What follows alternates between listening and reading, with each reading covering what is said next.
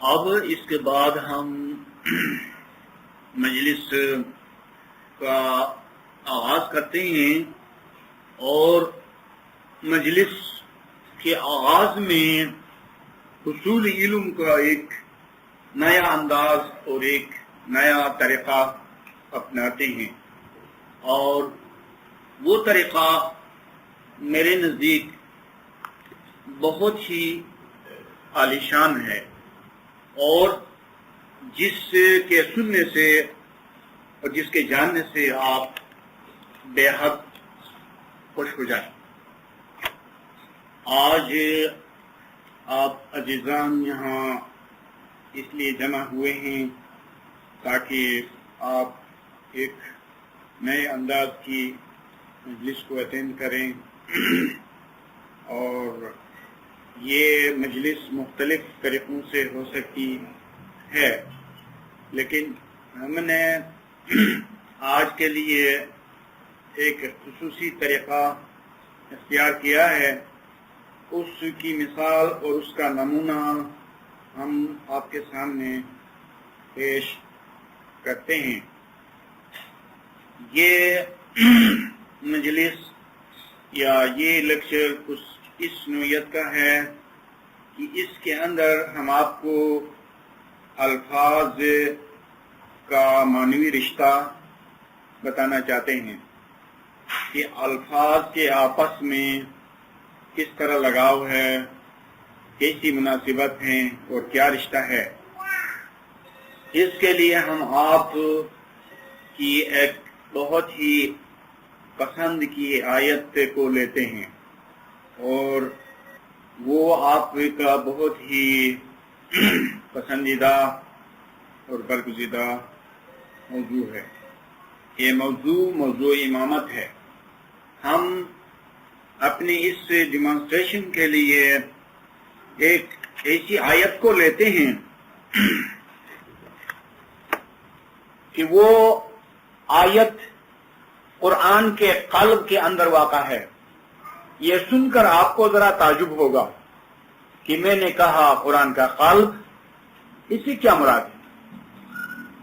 اس سے یہ مراد ہے کہ قرآن کی کچھ خصوصی صورتیں ہیں، یعنی سورے، جس طرح آپ نے سن لیا ہے کہ سورہ رحمان قرآن کی دلہن ہے، یعنی عروس القرآن، اسی طرح سورہ یاسین قرآن کا قلب ہے۔ آپ دین کی یہ حکمت بھی جانتے ہیں کہ اگر کسی سورے کا کوئی خاص نام ہے یا کسی آیت کا کوئی خصوصی ٹائٹل ہے تو اس کی کوئی وجہ ہے۔ چنانچہ سورہ یاسین قرآن کا قلب کیوں ہے؟ اس کی وجہ ہمارے نزدیک اور انشاءاللہ آپ کے نزدیک بھی یہ ہے کہ سورہ یاسین کے اندر امامت سے متعلق ایک ایسی آیت موجود ہے کہ وہ آیت قانونی کل کی حیثیت رکھتی ہے۔ اس آیت کی وجہ سے پورا سورہ قرآن کے قلب یعنی دل کا درجہ رکھتا ہے، اور وہ آیت یہ ہے وَكُلَّ شَيْءٍ أَحْصَيْنَاهُ فِي إِمَامٍ مُبِينٍ۔ اس آیت کا حوالہ 36/12 ہے۔ اب ہم اسی آیت سے اپنے نئے کام کا ڈیمانسٹریشن شروع کرتے ہیں۔ وہ یہ کہ اس آیہ مبارکہ میں 6 موضوع ہیں۔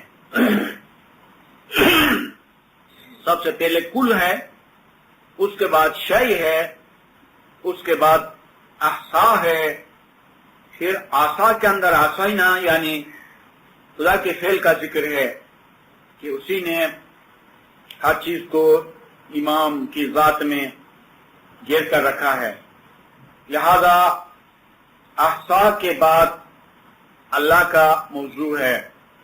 اس کے بعد امام لفظ امام ہے جو ایک موضوع ہے، پھر آخر میں مبین ہے.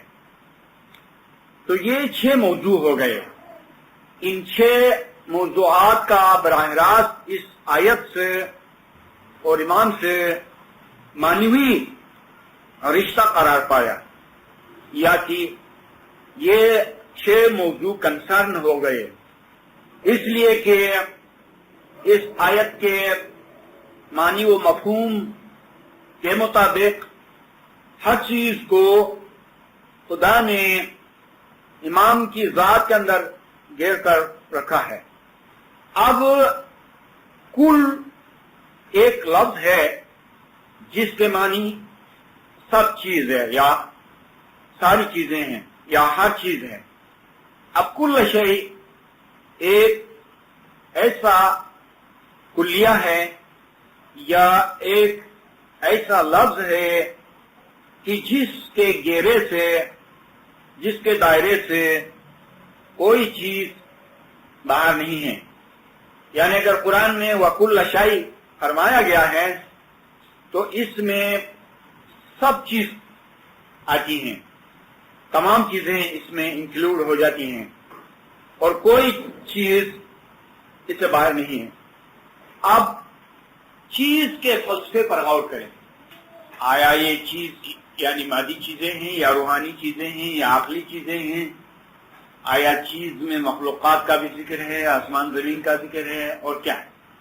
میں تو یہ کہوں گا کہ کل شیء ایک ایسا لفظ ہے، مرکب لفظ، کمپاؤنڈ ورڈ، کہ اس میں تمام کائنات و موجودات کی ساری چیزیں آ جاتی ہیں، عقلی چیزیں، روحانی چیزیں، اور ایک طرف سے مادی چیزیں بھی. اس کے علاوہ خدا سے متعلق ہر چیز بھی، مثلا عرش، کرسی، یا دوسرے لفظوں میں قلم، لوح، خدا کی صفات وغیرہ. تو کوئی چیز اس موضوع سے باہر نہیں ہے. اس میں ہم نے صرف کل شیء کے معنی پر غور کیا، اور یہ ضروری تھا. اب ہم ان 6 موضوعات میں سے ہر ایک کو قرآن میں الگ الگ دیکھنا چاہتے ہیں. چنانچہ جب ہم نے دیکھا تو معلوم ہوا کہ کل کا جو لفظ ہے وہ 325 بار قرآن میں آیا ہے. کل جس کا اس آیت سے رشتہ ہے، کل جس کا اس آیت میں ذکر ہوا ہے، وہ قرآن میں 325 بار آیا ہے. اس کی تلاش قرآن میں ہم کیوں کرتے ہیں؟ یہ سوال ہے. اس لیے کہ کل کا اس آیت میں ذکر ہوا ہے، لہذا قرآن میں اس آیت کے علاوہ جہاں بھی لفظ کل آئے گا اور جیسا بھی وہاں ذکر ہوگا، اس کا اس آیت سے کنسرن ہوگا، رشتہ ہوگا، ایک تفصیل ہوگی، ایک وضاحت ہوگی، ایک تعویل ہوگی. تو کل کا لفظ جس کا اس آیت میں ذکر ہوا تھا، قرآن میں 325 بار آیا ہے.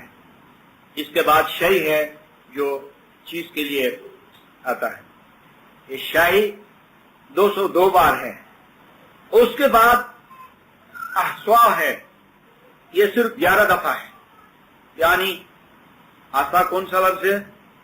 تو خدا نے جو فرمایا تھا کہ اس نے امام کی ذات کے اندر تمام چیزوں کو محدود کر رکھی ہے.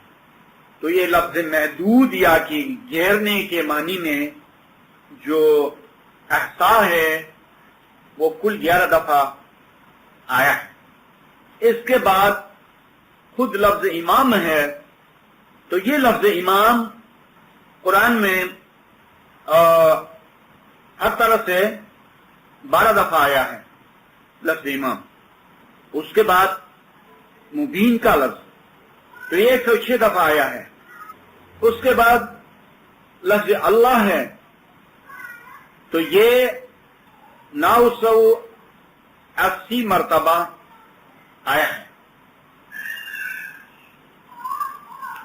درمیان میں تھوڑی سی وضاحت کرنے کی ضرورت ہے، وہ یہ کہ ہم نے ان الفاظ کو کیوں لیا؟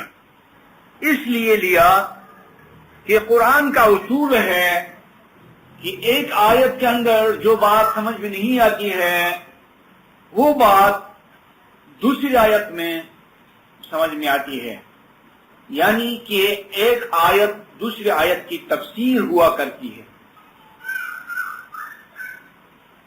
چنانچہ امام مبین کا کیا مطلب؟ ہو سکتا ہے کہ اتنی کوشش کے باوجود اور اتنے ترجموں کے باوجود ہم نے امام مبین جو اس آیت میں ہے کا ترجمہ اچھی طرح سے نہیں سمجھ لیا ہو، کیونکہ ہم امام مبین کا ترجمہ ظاہر امام کرتے ہیں۔ اگر مبین کے کچھ اور معنی بھی ہیں تو وہ بھی اس معنی کے ساتھ ساتھ جائز اور مناسب قرار پائیں گے۔ چنانچہ ہم دیکھتے ہیں قرآن میں مبین کے دوسرے معنی جو ہیں وہ بولنے والے کے ہیں۔ مبین کے معنی ظاہر کے بھی صحیح ہیں اور مبین کے معنی بولنے کے بھی درست ہیں۔ بس امام مبین کا مطلب امام ظاہر ہو یا امام مبین کے معنی امام ناطق ہو۔ امام ناطق کا مطلب یعنی بولنے والا امام۔ اس سے اسماعیلی کانسیپٹ کی بڑی روشنی کے ساتھ وضاحت ہو جاتی ہے کہ مبین میں بولنے کے معنی ہیں، اور یہ مطلب صاف ہو جاتا ہے جہاں ہمارے دوسرے بھائی امام مبین سے لوح محفوظ مراد لیتے ہیں تو وہاں لفظ امام کے علاوہ مبین سے بھی یہ پتہ چلتا ہے کہ یہ جو چیز ہے وہ بولنے والی چیز ہے، یعنی بولنے والا امام، مگر لوح محفوظ بولنے والی نہیں قرار پا سکتی ہے۔ لوح محفوظ اپنی ذات میں اگرچہ بولنے والی بھی ہو لیکن اس تک انسانوں کی رسائی نہیں ہوتی ہے، لہذا اس کے بولنے یا نہ بولنے کا کوئی تعین نہیں ہوتا ہے۔ اور جہاں تک بولنے کے معنی ہیں وہ ایسی چیز سے متعلق ہے جو انسانوں کے ساتھ گفتگو کر سکے اور بول سکے، اور ایسی ہستی امام ہیں جو بولتے ہیں۔ تو امام مبین کے معنی امام ظاہر کے بھی ہیں اور امام مبین کے معنی امام ناطق یعنی بولنے والے امام کے لیے ہیں۔ آپ نے دیکھا کہ ہم نے جو یہاں طریقہ اختیار کیا ہے، جو معنوی رشتے کا موضوع ہے اس کو ہم نے اختیار کیا ہے، اس سے علمی طور پر بہت بڑا فائدہ ہوتا ہے۔ ایک تو یہ کہ ہم کو پتہ چلتا ہے کہ امام کی ذات سے ہر چیز وابستہ کس طرح ہے، جس کے لیے خدا نے فرمایا کہ اس نے ہر چیز کو امام سے وابستہ کیا ہے، ہر چیز کو امام کی ذات کے اندر رکھا ہے، امام کے نور کے اندر رکھا ہے، تو خدا نے گویا کہ ہر چیز کو امام کے دامن کے ساتھ باندھ لیا ہے۔ جس طرح مثال کے طور پر اس کائنات کے اندر ایک بہت بڑی روشنی کا سرچشمہ ہے اور وہ سورج ہے، آپ اگر حکمت کی نگاہ سے دیکھیں تو مادی طور پر تمام چیز کو سورج سے وابستہ پائیں گے۔ وہ اس طرح کہ اول تو دیکھیں کہ سورج کی کرنیں کس طرح اس وسیع والی کائنات میں پھیلی ہوئی ہے۔ اس مثال میں گویا کہ ہر کرن جو ہے وہ سورج سے وابستہ ہے۔ دوسرا یہ کہ آپ دیکھتے ہیں کہ ہر چیز کا جو فائدہ ہے مادی طور پر سورج سے ہے۔ ہر چیز کو روشنی چاہیے، ہر چیز کو ہیٹ گرمی چاہیے، ہر چیز کو رنگ چاہیے، ہر چیز کو انرجی چاہیے۔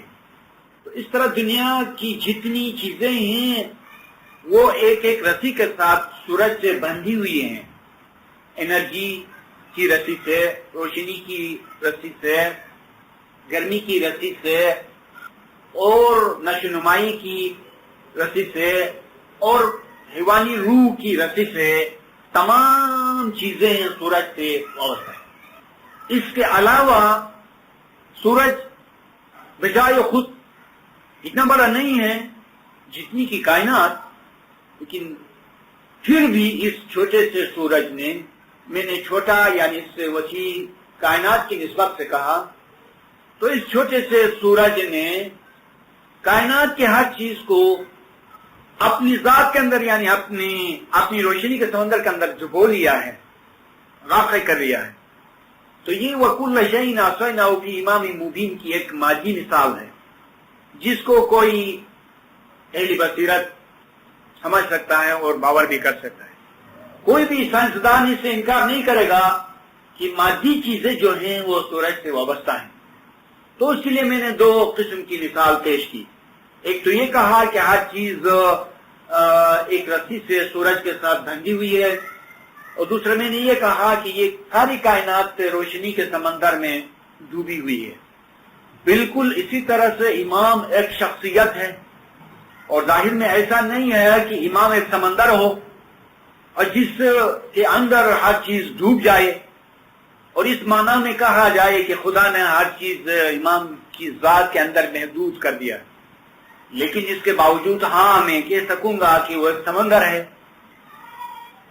किस चीज का समंदर है? अकल का समंदर है, इल्म का समंदर है, और रूह का समंदर है। और फिर मैं ये भी कहूं कि वो जिस्म लतीफ का समंदर है। आपको याद होगा मैंने कभी कहा था कि जिस्म लतीफ यानी आस्ट्रल बॉडी कितनी बड़ी है। मैंने कहा था कि ये कायनात जितनी बड़ी है आस्ट्रल बॉडी इतनी बड़ी है।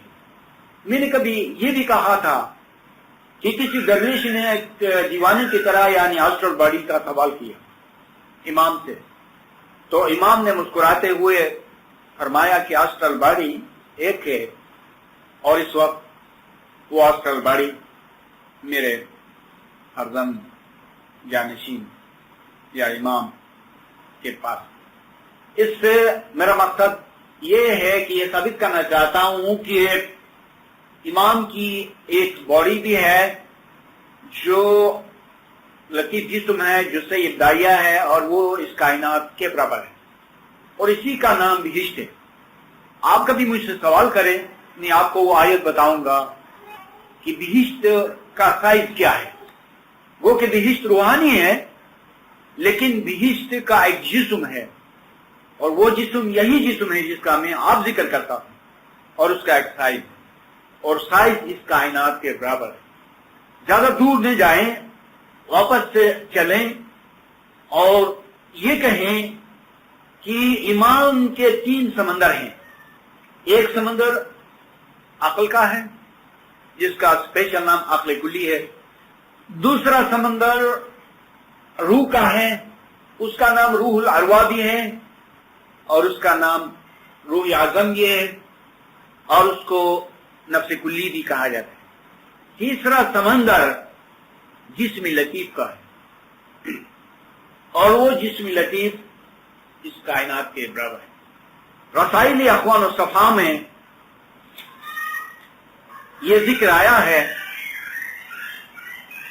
कि जिस्म कुल्ली पर नफ्स कुल्ली मुहीत है, यानी जिस्म कुल्ली को नफ्स कुल्ली ने अपनी आगोश में ले लिया है, और नफ्स कुल्ली पर अक्ल कुल्ली मुहीत। इसकी मिसाल इंसान अपनी जात में भी पा सकता है कि देखें कि हमारा एक कसीब जिस्म है, इस पर हमारी रूह मुहीत है, यानी रूह ने हमारे जिस्म को कंट्रोल में, गिरफ्त में ले लिया है, और रूह को अकल है।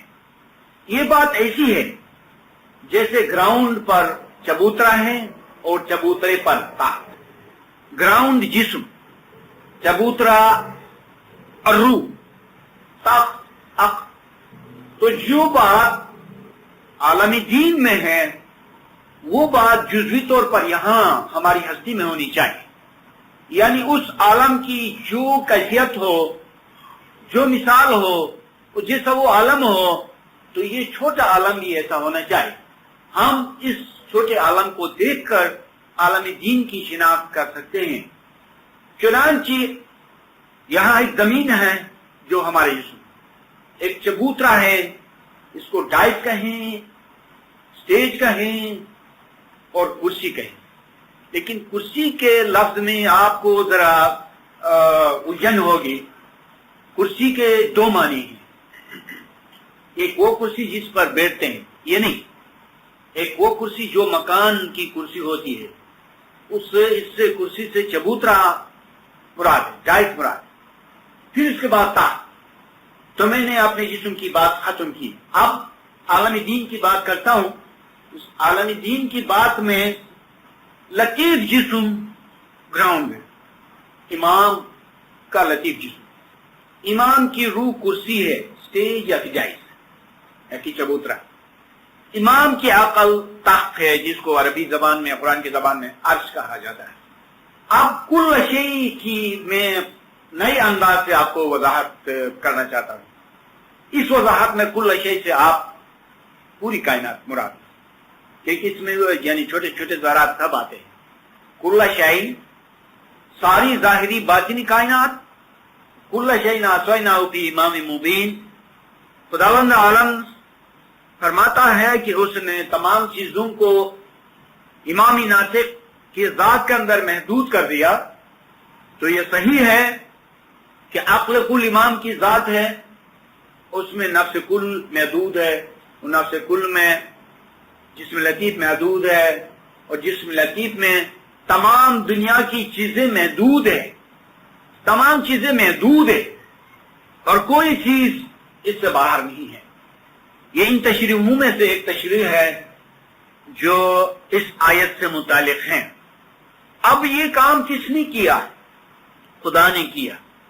خدا نے جب یہ کام کیا تو خدا کا فعل قرار پایا، یعنی ایکشن. پھر اس آیت سے خدا کا تعلق ہوا کیونکہ اس میں خدا کا فعل پایا جاتا ہے. لہذا ہم نے لفظ اللہ کو لیا جو قرآن کے اندر 980 مرتبہ لفظ اللہ آیا ہے. اور جہاں پر ان تمام جگہوں میں سے جہاں پر لفظ اللہ موجود ہے تو اس میں آپ اس کلیے کو نہ بھولیے گا کہ اسی اللہ نے یہ کام کیا ہے کہ تمام چیزوں کو امام کے نور کے اندر اس نے محدود کر رکھی ہے. تو لفظ اللہ کے علاوہ خدا کے جتنے دوسرے نام ہیں وہ اس موضوع سے الگ نہیں ہو سکتے ہیں، کیونکہ وہ تو اللہ کے نام ہیں اور اس میں اللہ کے ساتھ ان تمام ناموں کا لگاؤ ہے. بلکہ بعض لوگوں کے مطابق اللہ اسم ذات ہیں اور دوسرے نام اسم صفات ہیں. لیکن حقیقت یہ ہے کہ خود اسم اللہ بھی اسم علم نہیں ہے، اسم صفت ہے، اسم ذات نہیں ہے، کیونکہ یہ الہ سے ہے. باہر معنی ہم نے یہ دیکھنا ہے کہ تمام چیزیں معنوی طور پر اس آیت سے کس طرح متعلق ہیں. اب جہاں کل شیء کا ذکر آئے گا تو اس میں بھی یہی بات ہوگی. مثال کے طور پر ایک آیت میں فرمایا گیا ہے وَإِن مِّن شَيْءٍ إِلَّا عِندَنَا خَزَائِنُهُ وَمَا نُنَزِّلُهُ إِلَّا بِقَدْرٍ مَّعْلُومٍ. یہ کل شیء کا دوسرا لفظ ہے، یعنی مترادف ہے. اور کوئی چیز نہیں مگر اس کے خزانے میرے پاس ہیں، اور ہم ان خزانوں میں سے جو چیزیں نازل کرتے ہیں وہ وقت اور مقدار اور حالت اور علم کو دیکھ کے نازل کرتے ہیں. دیکھا آپ نے کہ اس آیت کے اندر فرمایا گیا تھا کہ ہر چیز امام کی ذات میں ہے۔ دوسری آیت جو ابھی میں نے آپ کو پڑھ کر سنائی، اس میں فرمایا گیا کہ تمام چیزیں خدا کے خزانوں میں۔ سوال یہ پیدا ہوتا ہے کہ تمام چیزیں خدا کے خزانوں میں ہیں یا کہ تمام چیزیں امام کی ذات کے اندر ہیں؟ کیا یہ دو الگ الگ مقام ہو سکتے ہیں، یا یہ کہ ایک ہی چیز کے دو نام ہو سکتے ہیں، یا خدا کبھی کچھ اور کبھی کچھ فرما سکتا ہے؟ سب سے پہلے ہم اس بات کی نفی کریں گے کہ خدا کبھی کچھ اور کبھی کچھ نہیں فرماتا ہے۔ خدا حق و صداقت والا ہے، خدا برحق ہے اور خدا حق ہے۔ خدا کا ایک نام حق ہے، اور حق کے معنی راستی، سچائی، ٹروتھ۔ جب خدا حق ہے تو وہ حق کے سوا کچھ بھی نہیں فرماتا ہے، اور اس میں حق یہ ہے کہ خدا کے خزانے اور امام کی ذات ایک ہی حقیقت کے دو مختلف نام ہیں۔ تمام چیزیں خدا کے خزانوں میں ہیں، تمام چیزیں امام کی ذات میں ہیں، تو یہ ایک ہی بات ہے۔ دیکھا آپ نے کہ ہم نے وَكُلَّ شَيْءٍ أَحْصَيْنَاهُ فِي إِمَامٍ مُبِينٍ کی اہمیت کی طرف توجہ دی ہے، اور عام طور پر اس آیت کی اہمیت کی طرف توجہ نہیں دی جاتی ہے۔ حالانکہ یہ ایک ایسی آیت ہے کہ اس کو ہم نے عبادت بندگی میں اور اپنے اصولات میں بھی اور اپنی اعلیٰ سے اعلیٰ کتابوں میں بھی اور شیعی تفاسیر میں بھی اس کی بہت بڑی اہمیت ہے، اور ایک اہمیت جو بہت جنرل ہے، یعنی سب کے نزدیک اس کی اہمیت ہے۔ اس آپ کو ثابت کر کے بتایا کہ یہ قلب قرآن کے اندر ہے، قلب سنجر، قلب دل، قلب مرکز۔ تو جو چیز قرآن کے دل کی حیثیت سے ہوگی اس میں کوئی بہت بڑا بھید ہوگا، اور انشاءاللہ وہ بہت بڑا بھید آج آپ کے سامنے ہے۔ اس سے پہلے مجالس میں آپ نے اس کی طرف توجہ نہیں دی، یا آپ کو ہم نے نہیں بتایا۔ آج بتاتے ہیں کہ قرآن کا ایک دل ہے، جس طرح انسان کا ایک دل ہے، اور دل کی بہت بڑی اہمیت ہوتی ہے۔ اور قرآن کے دل میں کیا راز ہے؟ کسی انسان کے دل کا ذکر اس لیے آتا ہے کہ کوئی بات پوشیدہ ہوتی ہے، کوئی بھید ہوتا ہے، جس کو عربی میں سر کہتے ہیں، اور جمع اسرار ہے۔ تو قرآن کے دل میں یہ بات ہے کہ اس کے اندر ایک ایسی آیت ہے جو بہت ہی حکمت والی۔ اب جس طرح اس قرآن کے اندر ہم کو کانسیپٹ دیا گیا، تصور دیا گیا، اصول ہم کو دیا گیا کہ ہر چیز امام کی ذات کے اندر ہے، تو ذرا ہم اس کو مانتے ہوئے قرآن کی طرف جا کے تجربہ کریں کہ قرآن کے اندر جو ہر چیز ہے وہ کس طرح امام کی ذات کے اندر ہے۔ قرآن بھی تو ایک دنیا ہے نا، قرآن بھی تو ایک عالم ہے، اس کے اندر بھی بہت سی چیزیں ہیں۔ اس کے اندر جو چیزیں ہیں وہ الفاظ ہیں، اس کے اندر جو چیزیں ہیں وہ کلمات ہیں، ورڈز ہیں، اس کے اندر جو چیزیں ہیں وہ معنی ہیں، اس کے اندر جو چیزیں ہیں وہ حکمتیں ہیں، اس کے اندر جو چیزیں ہیں وہ بید ہیں۔ تو کیا سب بید اس ایک بید کے اندر جمع ہو سکتے ہیں؟ سارے الفاظ اس آیت کے اندر آ سکتے ہیں، سمو سکتے ہیں؟ اسی کے لیے ہم کوشش کر رہے ہیں اور دیکھ رہے ہیں۔ تو اس میں کیا تعجب ہے؟ سب سے بڑا ورڈ جو ہے اللہ ہے، اور اللہ کو اس لفظ کے ساتھ ہم نے متعلق پایا، کنسرنڈ پایا، وہ یہ کہ احصیناہ کا جو ایکشن ہے وہ اللہ نے کیا، اللہ نے کیا ہے۔ جب اللہ نے کیا ہے تو اللہ اپنی ذات و صفات کے ساتھ اور اپنے ہر چیز کے ساتھ، اپنی سلطنت کے ساتھ اور اپنے نور کے ساتھ اس آیت سے وہ کنسرن ہو گئے۔ اور اگر ہم جرأت کر کے آگے بڑھتے ہیں اور چیز کی تشریح کرتے ہیں، چیز کیا؟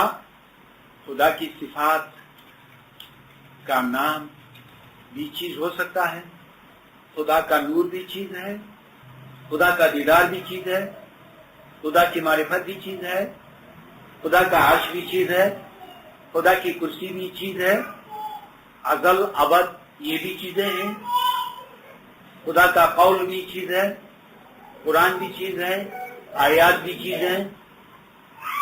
تو ہم جتنے بھی سوالات کریں گے ان کا جواب اس بات میں ملے گا، ہاں یہ سب خدا کی چیزیں ہیں۔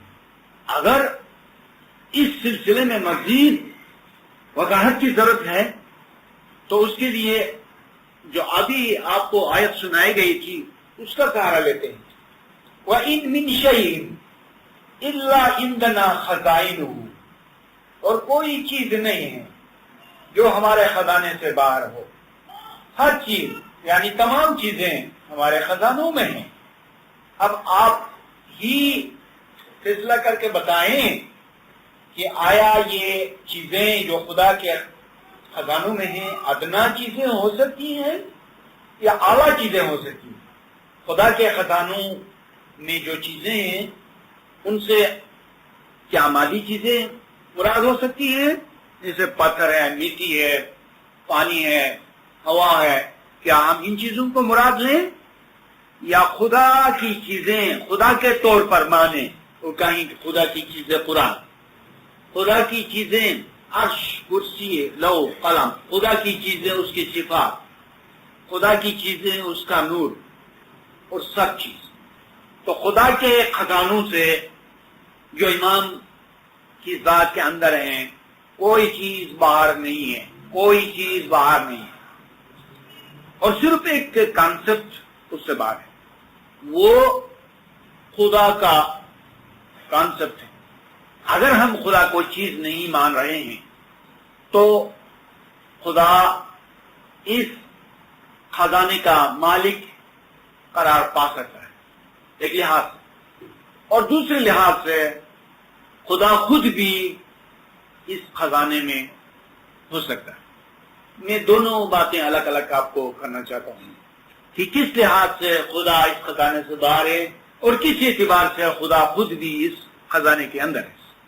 اگر آپ باور کرتے ہیں کہ دو آیتوں کے کمپیر سے جو میں نے بتایا کہ دو جگہیں ایسی نہیں ہو سکتی ہیں کہ اس میں بھی سب چیزیں ہوں اور اس میں بھی سب چیزیں ہوں، یعنی ایک ہی امام کی ذات میں سب چیزیں ہوں اور خدا کا خزانہ اس سے الگ ہو اور سب چیزیں اس میں بھی ہوں، یہ پارٹیشن ناممکن ہے، ایسی کوئی لاجک نہیں۔ اور لاجک یہ ہے کہ جو خدا کا خزانہ ہے وہی امام کی ذات ہے، اور اسی امام کی ذات کے اندر سب چیز ہونے کی ایک الگ تشریح بتائی گئی۔ تو ایسی کئی تشریحیں آپ کو ملیں گی، اور تیسری تشریح میں آپ کو بتاؤں گا کہ وَكُلَّ شَيْءٍ أَحْصَيْنَاهُ كِتَابًا، اور ہم نے ہر چیز ایک کتاب کے اندر محدود کر رکھی ہے۔ وہ آیت یہاں ہے، قرآن یہاں پر موجود ہے، انجیل یہاں پر موجود ہے، ابھی آپ کو بتا سکتے۔ تو کیا کتاب امام کی ذات سے الگ ہو کر اور اس میں سب چیز الگ ہو سکتی ہے؟ یہ بات نہیں۔ اس سلسلے میں ایک اور حدیث کی مثال میں آپ کو بتانا چاہتا ہوں۔ اول ما خلق اللہ قلم، اول ما خلق اللہ نوری، اول ما خلق اللہ آخر۔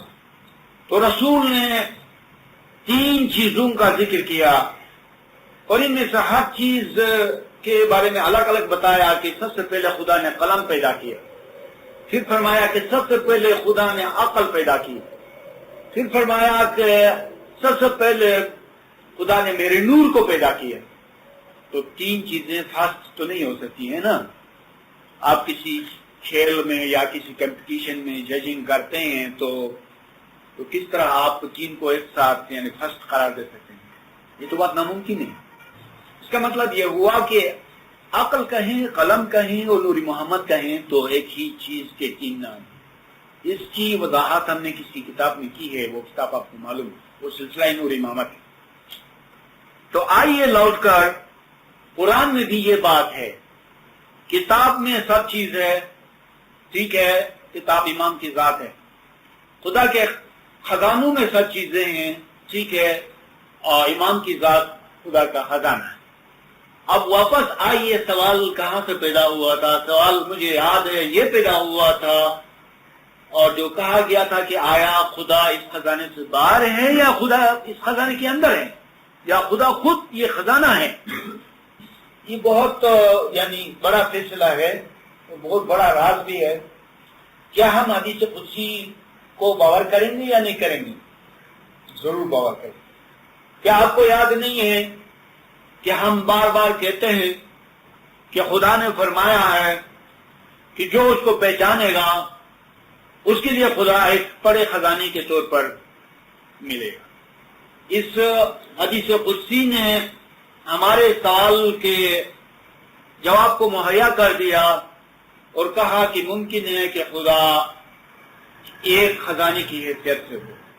سوال حل ہو گیا، نمائندگی ہو یا بذات خود خدا ہو، کہ خزانہ جو ہے وہ خدا کے درجے میں ہے۔ ہم اس سے زیادہ اس کی وضاحت نہیں کرنا چاہتے ہیں کیونکہ ہمیں اس پر زیادہ زور دینے کی اجازت نہیں ہے۔ آپ کی تسلی کے لیے ہم نے اتنا بتایا۔ چلے یہاں سے ہم اس موضوع میں آگے بڑھتے ہیں، اور قرآن سے متعلق یہ بات ہے کہ قرآن کی ہر چیز امام کی ذات کے اندر ہے۔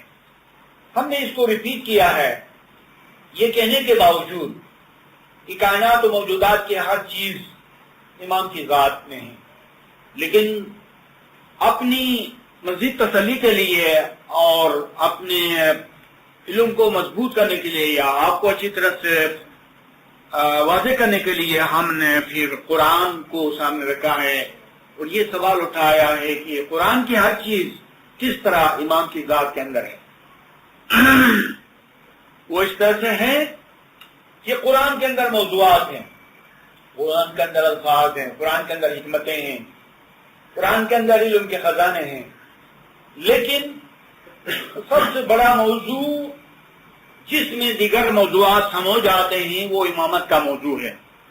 اس لیے کہ آپ دیکھتے ہیں 1,24,000 پیغمبر آئے اور ان کا جو سب سے بڑا موضوع ہے وہ خلافت ہے۔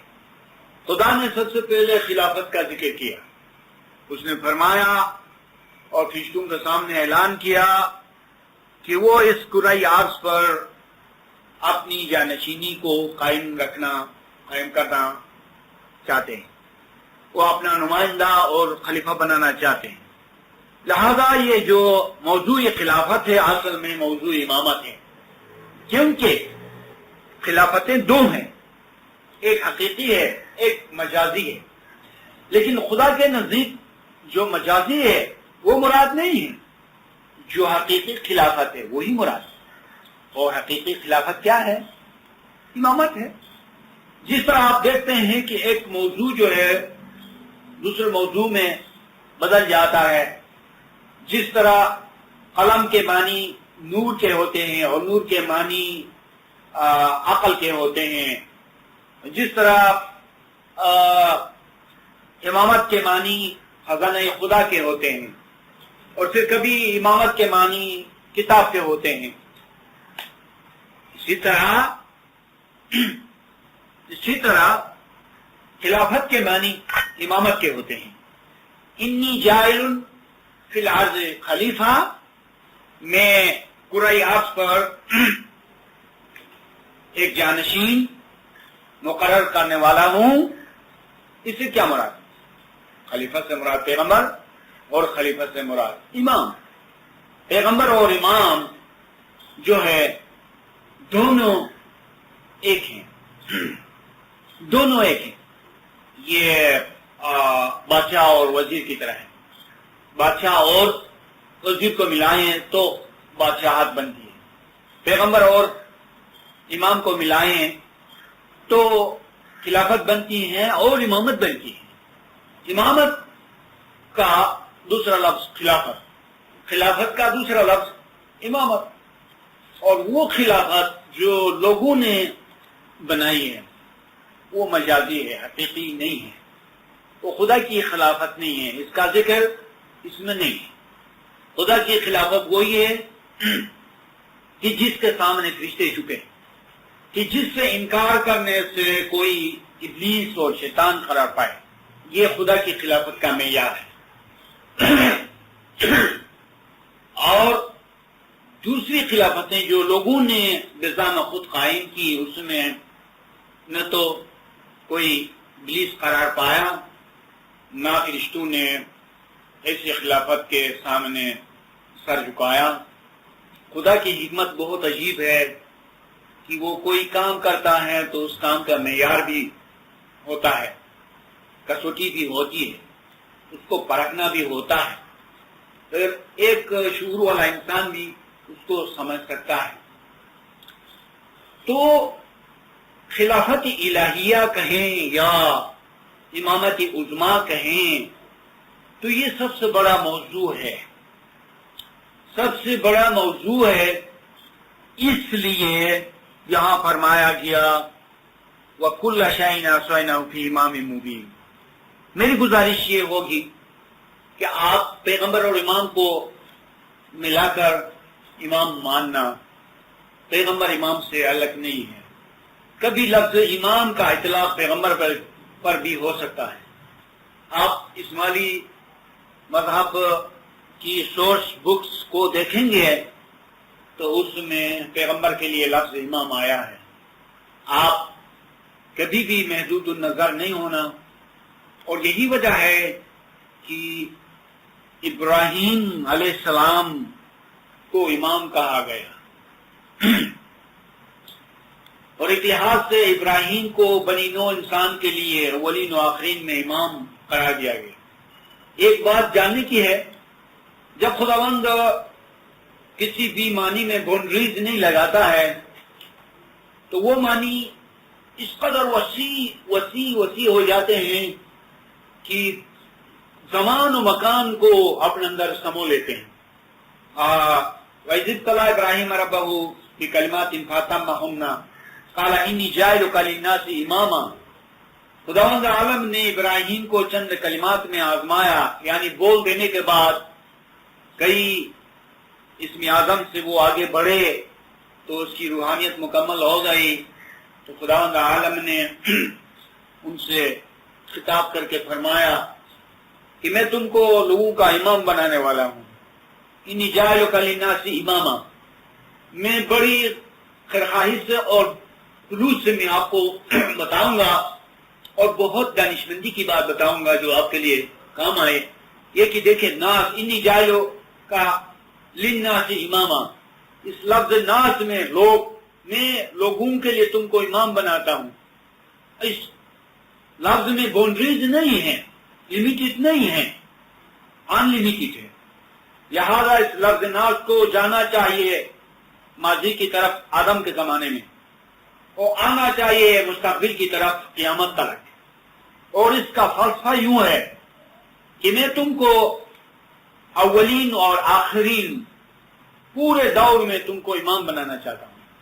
اور اس کے معنی یوں ہے کہ میں نے تمہارے آبا و اجداد کو ماضی میں امام بنایا ہے اور تم کو حال میں امام بناتا ہوں اور مستقبل میں تمہاری اولاد کو امام بناتا ہوں.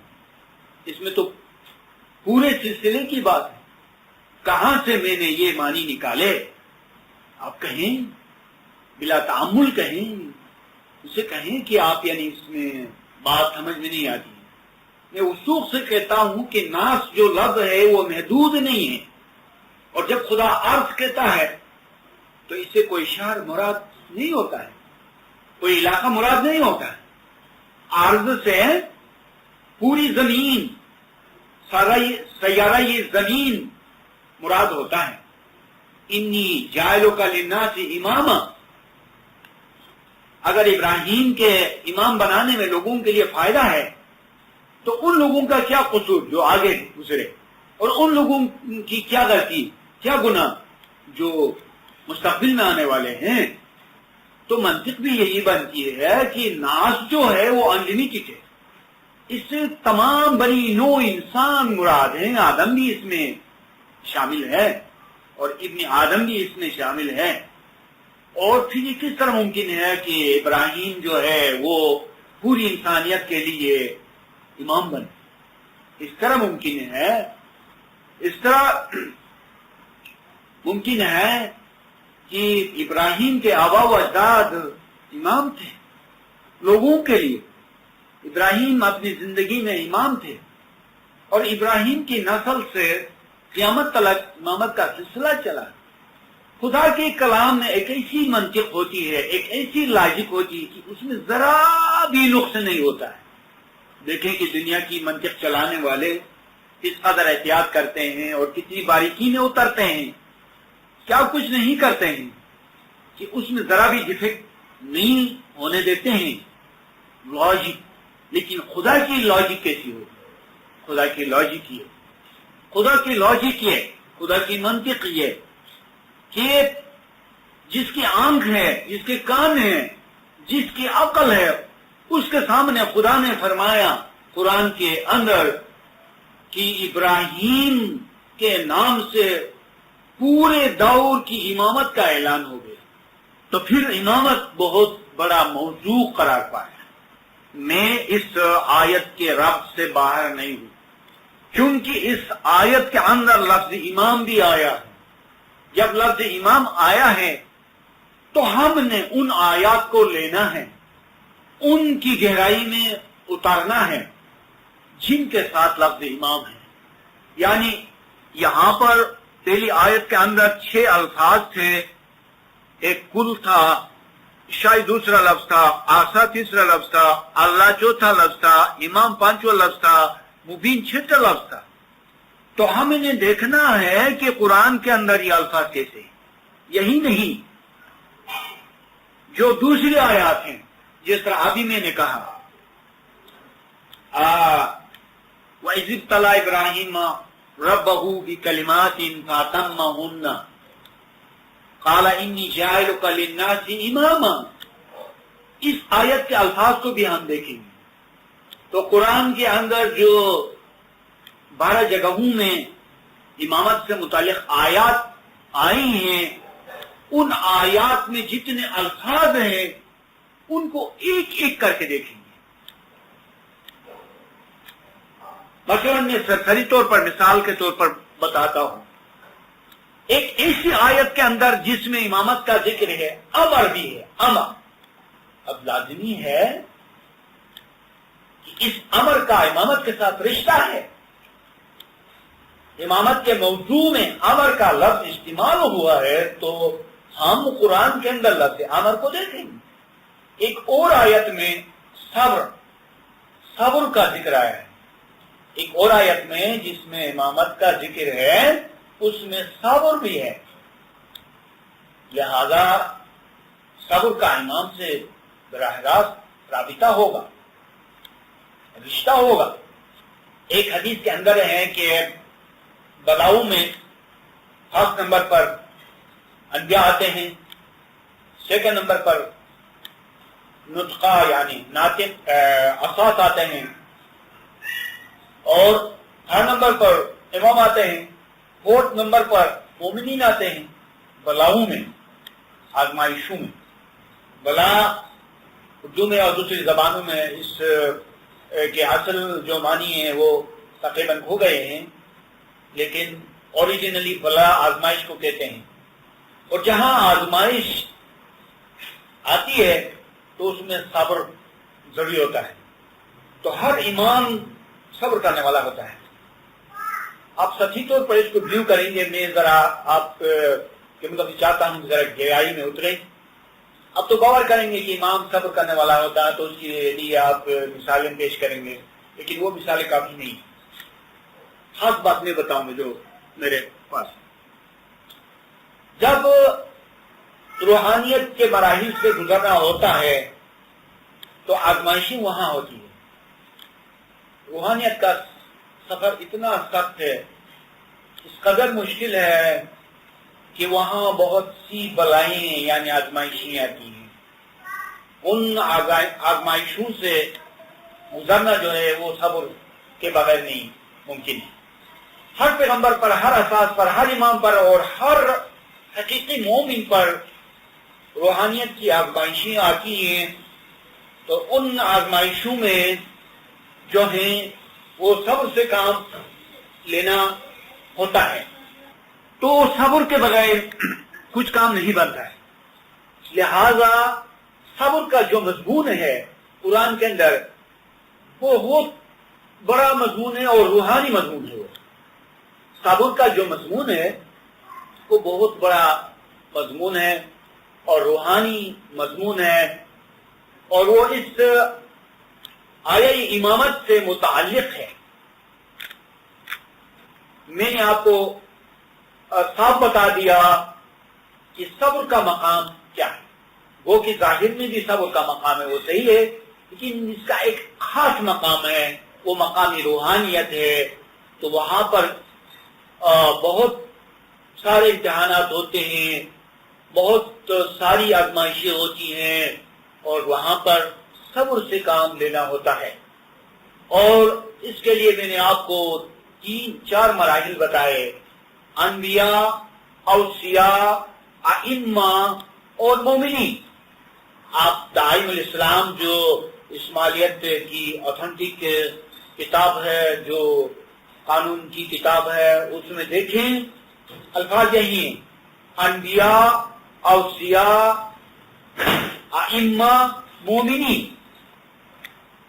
انبیاء پیغمبر جمع، اوصیاء وصی کی جمع، اساس درجے کے امام، ائمہ دوسرے سب امام، مومنین چوتھے مرحلے پر صبر کے لیے. تو جو مومن چوتھے درجے کی آزمائشوں کے لیے خود کو تیار نہیں کرتا ہے وہ روحانی ترقی نہیں کر سکتا. یہاں پر ایک ذیلی اور ضمنی طور پر میں ایک بات کرنا چاہتا ہوں، وہ یہ کہ بہت دفعہ مومنین میں سے شکوہ کرتے ہیں، کہتے ہیں کہ ہماری روحانی ترقی نہیں ہو رہی. اور بعض دفعہ یہ سوال کچھ ایسے افراد مومنین سے ہوتا ہے کہ وہ مومنین واقعاً ایماندار ہوتے ہیں، عبادت میں ریگولر ہوتے ہیں اور زکوٰۃ دسواں باقاعدگی سے ادا کرتے ہیں، تو جس کی بنا پر وہ سوال کرنے کے مستحق ہوتے ہیں اور سوال کرتے ہیں، لیکن اصل میں ان کو یہ معلوم نہیں ہوتا ہے، ان میں ہمت نہیں ہوتی ہے.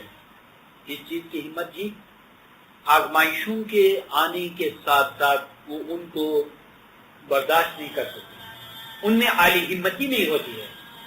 عبادت کرتے ہیں صحیح، صبح اٹھتے ہیں صحیح، زکوٰۃ دیتے ہیں صحیح، دسواں میں صحیح، اور کچھ گناہ بھی نہیں کرتے، یہ بھی صحیح، لیکن وہ کمزرف ہوتے ہیں، ان میں عالی ہمتی نہیں ہوتی ہے.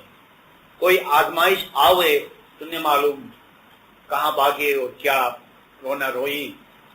تو اس کے لیے یہ جاننا چاہیے کہ چوتھے درجے کی آزمائشوں کے لیے خود کو تیار کرنا ہے تو پھر یقین سے آگے بڑھیں. ان آزمائشوں کا تصور ہم کیسے کریں؟ وہ تو روحانیت کے واقعات ہیں. ہم کس طریقے سے ان کا ایک تصور کریں اور ان کا ایک خاکہ بنائیں، ان کو سمجھیں کیسے؟ یہ ہے کہ اس کا تصور ہم ظاہری اور تاریخی لحاظ سے کر سکتے ہیں. یہ ایک اچھا آئیڈیا ہے.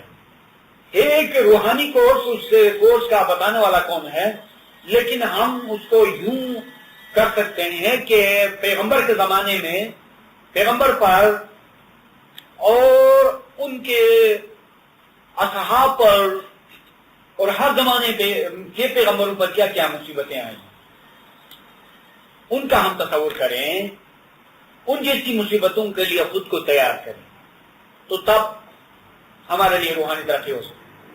آپ مجھ سے پوچھیں کہ سر آپ نے یعنی ظاہری مصیبتوں کو، ظاہری آزمائشوں کو روحانی مصیبتوں کی جگہ پر کیوں لیا؟ میں کہوں گا، عرض کروں گا کہ قرآن میں انبیاء علیہ السلام سے متعلق جن مصیبتوں کا ذکر ہے وہ اصل میں روحانی مصیبتیں ہیں، اور چونکہ ان روحانی مصیبتیں جیسی مصیبتیں ظاہر میں بھی تھی تو اس کے بہانے سے خداوند عالم باطن کو بیان کرتا ہے. یہاں پر ایک اصول میں آپ کے سامنے رکھنا چاہتا ہوں.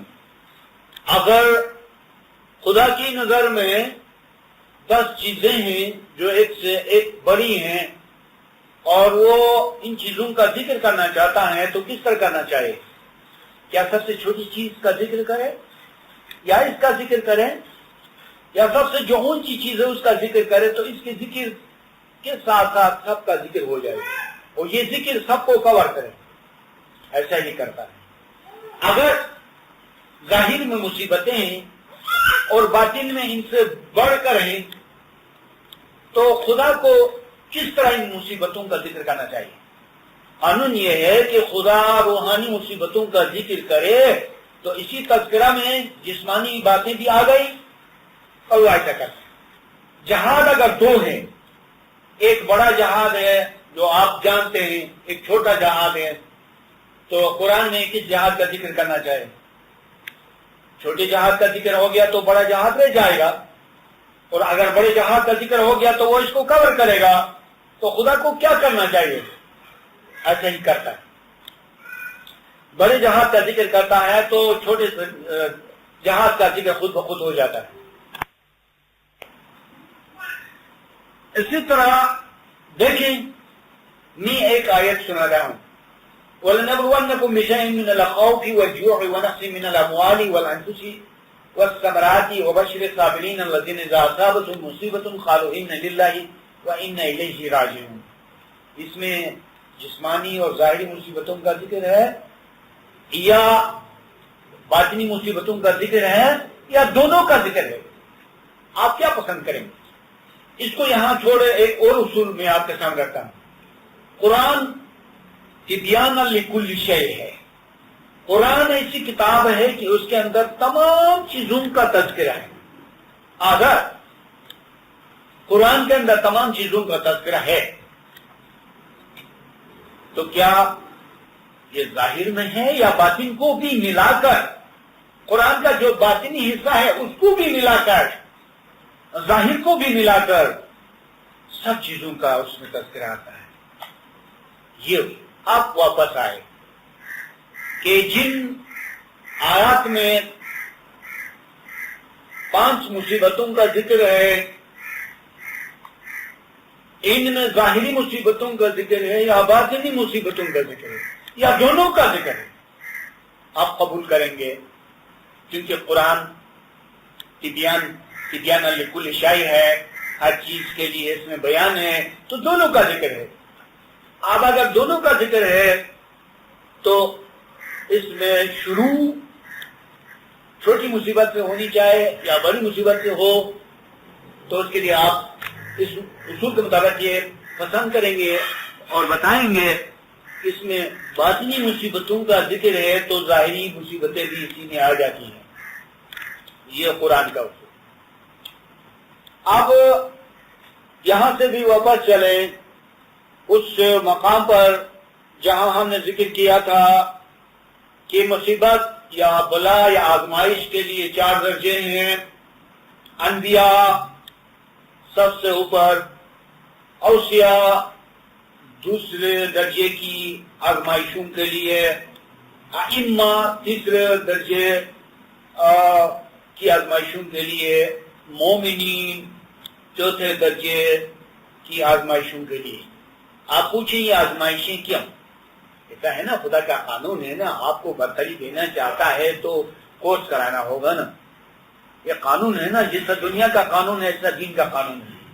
آپ کو خواہ مخواہ ہاتھ سے پکڑ کے اور کچھ تکلیف کے بغیر آپ کو آگے بڑھائے ہیں تو یہ تو انصاف نہیں ہے نا. لوگوں پر کیا یعنی برتری ہوگی اور کیا بہادری ہوگی، اور برتری بہادری کے بغیر نہیں ہے. تو خدا جس کو برتری دینا چاہتا ہے اس پر مصیبت نافذ کرتا ہے، روحانی مصیبت اور بعض دفعہ جسمانی مصیبتیں بھی. اس لیے روحانی ترقی کے لیے ضروری ہے کہ مومن روحانی مصیبتوں کو جھیلنے کے لیے خود کو قابل بنائے. یہ بصیرت یہ روشنی علم سے ملتی ہے. دنیا میں کوئی کام تھیوری کے بغیر پریکٹیکل نہیں ہو سکتا، خصوصاً بڑے بڑے کام. کوئی سادہ سا کام ہو جس میں کوئی دقت نہ ہو، جیسے رستے سے چلنا، کھانا کھانا، ماں کا دودھ پینا اور سونا اٹھنا اور آرام سے بات کرنا، یہ بھی تو ایک مرحلے سے گزر کر ہوتا ہے، لیکن جو اونچے درجے کا ہنر ہے اس کے لیے کورس ضروری ہے، اور جو روحانی ہنر ہے وہ تو پیغمبروں کا پیشہ ہے اور اماموں کا کام ہے، اس کے لیے کورس کی ضرورت ہوتی ہے۔ لیکن افسوس کی بات ہے کہ ہم کورس کے لیے داخل ہو جاتے ہیں، نام لکھواتے ہیں، چٹ لیتے ہیں، اذن لیتے ہیں، چندے ہم صبح اٹھتے بھی ہیں، لیکن ہم ایسے بھی ہمت ہیں، بے حوصلہ ہیں اور سمجھتے ہیں کہ یہ مفت کی چیز ہے۔ بھلا پیغمبروں کا درجہ مفت میں اور اماموں کی شناخت مفت میں، تکلیف کے بغیر، پھر تو وہ کوئی چیز نہیں ہے۔ جو چیز دونوں جہاں کی قیمت رکھتی ہے، جو چیز خدا کا درجہ رکھتی ہے، یعنی خدا ہی کو لینا، خدا ہی کو خریدنا، تو یہ کوئی آسان بات نہیں ہے۔ اس لیے چلیے ہمارا یہ موضوع امامت ہے، اور اس میں ہم نے صرف ایک ہی آیت کے الفاظ کا تجزیہ کیا، اور وہ بھی ہم نے یہ نہیں دیکھا کہ جہاں کل 325 دفعہ آیا ہے، جہاں شیخ 202 دفعہ آیا ہے، جہاں آقا 11 دفعہ آیا ہے، جہاں امامت یا امام 12 مرتبہ آیا ہے، جہاں مبین 106 دفعہ آیا ہے، جہاں اللہ 980 مرتبہ آیا ہے، ان کے اندر کیا کیا باتیں ہیں، کیسے بید ہیں، تو اس کو ہم نے نہیں دیکھا، ہم اس کو دیکھیں گے۔ اور اسی طرح جہاں قرآن کی 12 جگہوں میں امامت کا ذکر آیا ہے، ان میں دیکھیں گے کہ ہر مقام پر کون کون سے الفاظ امامت سے کنسرن ہیں۔ پھر لفظ امام کے مترادفات کو بھی دیکھیں گے، مثلا امام، اس کے مترادفات میں سے ایک ہادی اور ایک نور اور ایک ٹائٹل شہید، شاہد وغیرہ۔ تو اسی طرح یقیناً امامت کا موضوع ایک ایسا موضوع ہے جس میں قرآن کے سارے موضوعات آ جاتے ہیں، اور اس کی مثالوں میں سے ایک اور مثال یہ ہے کہ لفظ اللہ یہاں کنسرن ہے، جو 980 مرتبہ آیا ہے قرآن کے اندر، اور ہر جگہ پر یہی تصور رہے گا کہ اللہ نے تمام چیزوں کو اپنے خزانوں کے اندر رکھی ہے، خزانوں کے اندر رکھی ہے۔ تو لفظ خزانہ کتنی دفعہ قرآن میں آیا ہے اس کو دیکھیں گے، اور خزانی کا دروازہ ہوتا ہے تو اس دروازے سے متعلق جو موضوعات ان کو دیکھیں گے، اور دروازے کی کلید ہوتی ہے، چابی ہوتی ہے، کنجی ہوتی ہے، اس کے لیے دیکھیں گے۔ اسی طرح مکڑی کے جالے کی طرح تمام موضوعات امامت کے موضوع سے لگے ہوئے ملیں گے، اور کوئی موضوع اس سے باہر نہیں ملے گا۔ یہ ایک اسپیشل طریقہ ہے جو بڑا دلچسپ بھی ہے اور پورا معلومات بھی ہے، تو میں یہ آپ کو بتانا چاہتا تھا۔ اب ہم ذرا رک کر کوئی دوسرا مضمون، اب ہم دوبارہ اپنے مضمون کو شروع کرتے ہیں، اور اس کے لیے ہم نے وہ آیت سامنے رکھی ہے جس میں حضرت ابراہیم علیہ السلام کی امامت کا ذکر آتا ہے۔ چنانچہ ارشاد ہوا قال انی جاعلک للناس اماما قال ومن ذریتی قال لا ینال عهد الظالمین وَإِذِ ابْتَلَىٰ إِبْرَاهِيمَ رَبَّهُ بِكَلِمَاتٍ فَأَتَمَّهُنَّ قَالَ إِنِّي جَاعِلُكَ لِلنَّاسِ إِمَامًا قَالَ وَمِن ذُرِّيَّتِي قَالَ لَا يَنَالُ عَهْدِ الظَّالِمِينَ۔ اور جب ابراہیم کو اس کے پروردگار نے چند کلمات پر آزمایا، حضرت ابراہیم کو پروردگار عالم نے کن کلمات پر آزمایا؟ چونکہ کلمات اور اسماء کا مطلب ایک ہوتا ہے، اس لیے یہاں کلمات سے مراد کئی بول ہیں ہماری اصطلاح میں، یعنی کئی اسم اعظم ہیں جن کی کسی پیغمبر کو درجہ نبوت پر فائز کر دینے کے لیے یا کسی ناطق کو ناطق کے مقام تک پہنچانے کے لیے کئی اسماء بزرگ کا تجربہ کرانا ہوتا ہے، یعنی ایک ہی اسم اعظم سے نہیں چلتا ہے بلکہ یہ کہ بات دیگر ہے، کئی اسماء اعظام پر عبادت کرنی پڑتی ہے، اور اس دوران بہت سارے امتحانات بھی آتے ہیں۔ یہی سبب ہے کہ یہاں اذ ابتلا کا ذکر آیا، جب آزمایا، تو اس آزمائش میں حضرت ابراہیم علیہ السلام نے کامل اور مکمل ہمت سے کام کیا اور پھر اس امتحان پر پورے اترے۔ تب خدا نے ارشاد فرمایا کہ وہ اس امام بنانے والا ہے پوری انسانیت کا۔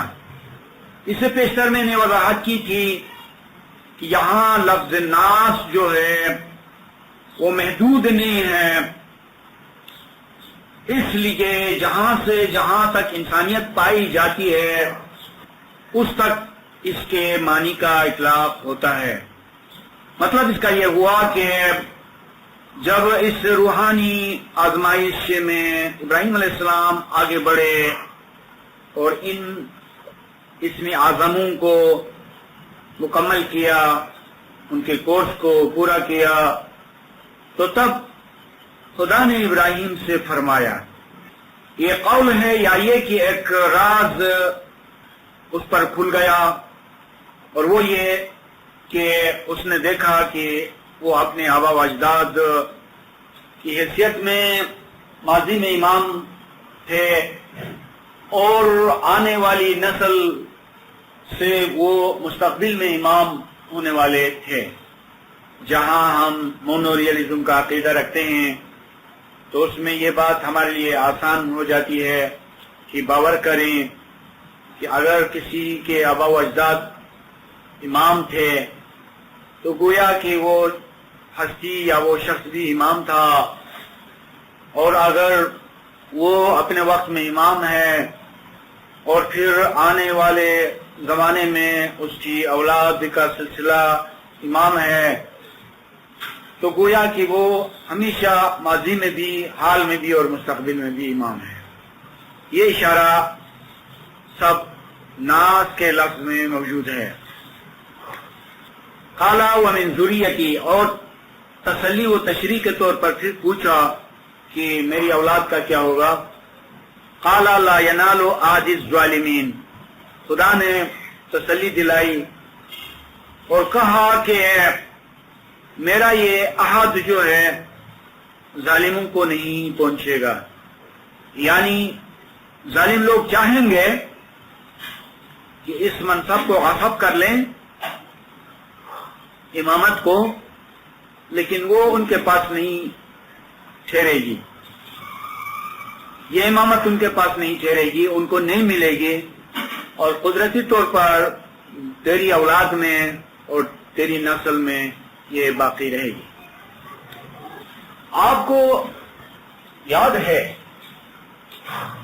کہ اس سلسلے کی ایک آیت ہے، فقط آتینا آل ابراہیم کتابا وآتیناہم ملکا عظیما، فقط آتینا آل ابراہیم الکتاب والحکمۃ وآتیناہم ملکا عظیما، بے شک ہم نے آل ابراہیم کو کتاب و حکمت دی ہے اور ان کو ایک عظیم سلطنت دی ہے۔ اس سے پتہ چلتا ہے کہ امامت ابراہیم کی نسل میں باقی ہے۔ عجیب بات ہے کہ بعض حضرات یہ خیال کرتے ہیں اور کہتے ہیں کہ امامت کا منصب ایک خاص خاندان میں کیا ہو، ہر شخص کو جو بھی کوشش کرے تو اس کو امامت ملنی چاہیے، یہ کہتے ہیں۔ لیکن یہ قرآن کے کانسیپٹ سے برعکس ہے۔ قرآن نے صاف صاف الفاظ میں بتا دیا کہ امامت ابراہیم کے خاندان میں ہے، اور ابراہیم کا خاندان اسماعیل کے وسیلے سے اور اسحاق کے وسیلے سے چلتا ہے۔ اسحاق میں جو کچھ تھا وہ رسول کے زمانے میں وہ لوٹ کر آن حضرت کے پاس آئے، اور آج آن حضرت کی آل میں جو آل محمد اور اولاد علی ہے اس میں امامت کا منصب باقی ہے۔ تو یہ خاندان امامت جو ہے وہ آل ابراہیم ہے، یہ یاد رہے۔ خانہ حکمت کی کتابوں میں یہ آیات آپ کو ملیں گی، فقط آتینا آل ابراہیم الکتاب والحکمت وآتیناہم ملکا عظیما، یہ جگہ جگہ آپ کو یہ آیت ملے گی۔ تو ابراہیم نے پروردگار سے اپنی ذریت کے بارے میں پوچھا، خدا نے اس طرح سے فرمایا کہ جو ظالم ہوں گے وہ چاہیں گے ظلم سے اس منصب کو حاصل کرنے کے لیے، لیکن یہ منصب، یہ درجہ ظالموں کو ملنے کا نہیں ہے۔ اب قرآن کے اندر ظلم ایک موضوع ہو گیا، تو جہاں بھی ظلم ہے یا جو سب سے بڑا ظلم ہے، یعنی قرآن میں جہاں ظلم کا ذکر آئے گا یا ظالموں کا ذکر آئے گا تو اس میں سب سے بڑا ظلم یہ ہوگا کہ وہ تصور امامت کے بارے میں ظلم کرتے ہوں گے لوگوں پر یا اپنی ذات پر۔ تو ظلم کا جو بھی مضمون ہے قرآن کے اندر، اس سے بڑھ کر کوئی ظلم نہیں ہوگا تو امامت کے کنسپٹ میں غلط جائیں یا لوگوں کو گمراہ کریں۔ اس سلسلے میں آپ کو ایک اور پوائنٹ بتانا چاہتا ہوں کہ جہاں قرآن میں شرک کا ذکر ہے اس کا ذکر اس طرح سے ہے کہ جو شرک ہے وہ بہت بڑا ظلم ہے، اور شرک کی تعویل یہ ہے کہ جو صحیح امام کو چھوڑے اور باطل امام کو لے تو وہ شرک ہے۔ تو دیکھا کہ الفاظ کا رشتہ کس طرح چلتا ہے، جو شرک ہے وہ ظلم ہے، جو باطل امام کو ماننا ہے وہ ظلم ہے اور شرک ہے، اور جو ظالم ہے وہ مشرک ہے، اس معنی میں کہ وہ امام کو چھوڑ کے دوسرے کو امام مانتا ہے۔ لہذا خدا نے یہ بتا دیا کہ ایسے ظالموں کو امامت نہیں ملے گی، وہ تو ظالم قرار پائیں گے۔ اب ظلم کی ضد کیا ہے آپ مجھے بتائیں، اب بتا سکیں گے آسانی سے؟ عدل۔ اب عدل امام کی طرف آ گیا اور ظلم اس کے اپوننٹ کی طرف گیا۔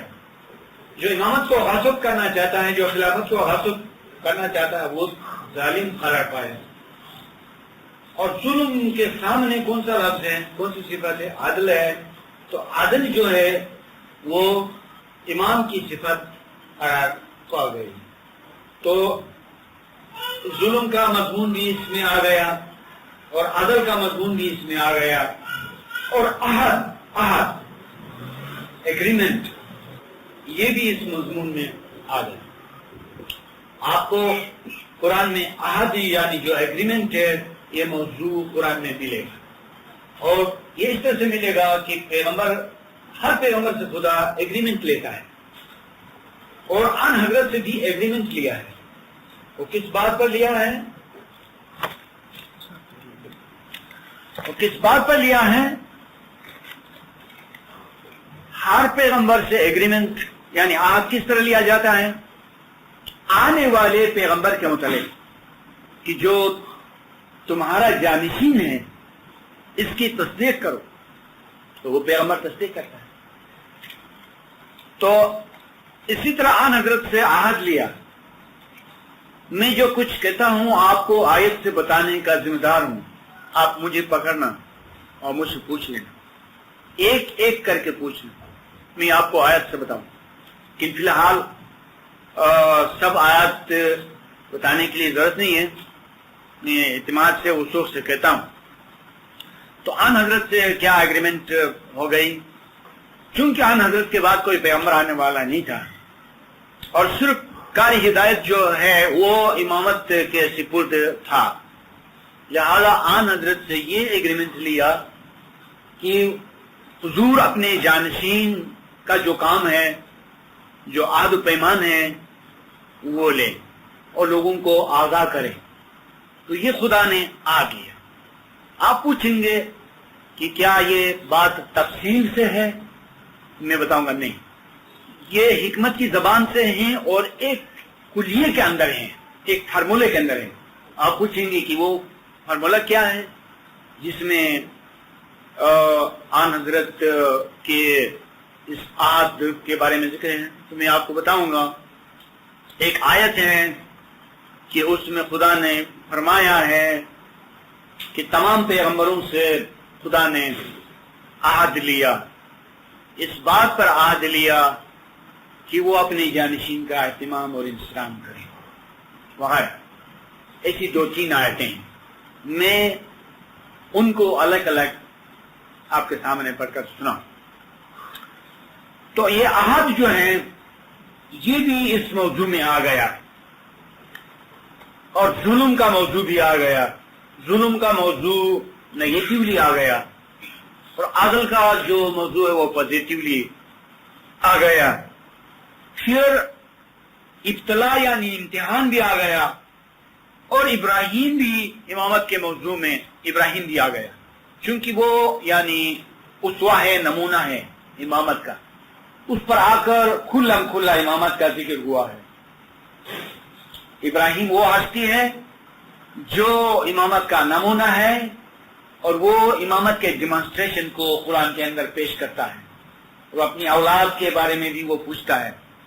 لہذا ابراہیم اس سلسلے میں ایک بہت بڑا زبردست نمونہ ہے مثال ہے. لہذا امامت کے موضوع میں ابراہیم بھی ہے.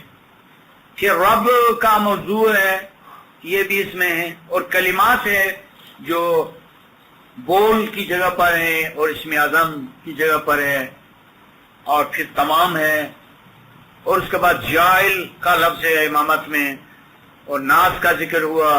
امام خود بخود اس موضوع میں ہے اور ذریت جو ہے یہ بھی امامت کے موضوع میں ہے اور ینالو اور نائل فائز ہو جانا یہ بھی موضوع ہے. اور اسی طرح یہ آیت جو ہے مختصراً ختم ہو جاتی ہے. اب ہم امامت سے متعلق ایک اور آیت کو پیش کرتے ہیں جس میں امر کا ذکر ہے. خداوند عالم نے ارشاد فرمایا اور ہم نے ان کو امام بنایا جو کہ وہ ہدایت کرتے ہیں ہمارے امر کے ذریعے سے. تو